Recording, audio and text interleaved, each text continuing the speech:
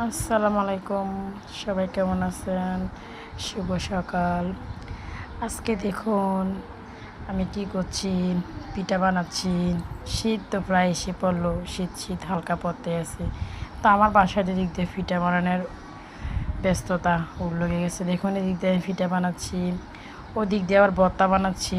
দেখুন ভর্তা বানানো চলতেছে, পিঠা দিয়ে শুটকির ভর্তা, তারপর সরিষার ভর্তা। অনেক ভালো লাগে, গরু মাংস দিয়ে অনেক ভালো লাগে খোলা পিঠা। তো কে কে পিঠা খাবেন আমার বাসায় চলে আসেন।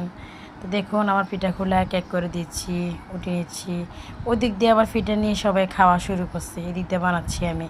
তো আমার পিঠাটা কেমন লাগলো, তো আমি কীভাবে বানালাম, তো এটা যদি সকলে ভালো লাগে আমাকে কমেন্টে জানাবেন। আর কার কার এই পিঠাটা প্রিয় আমাকে জানাবেন।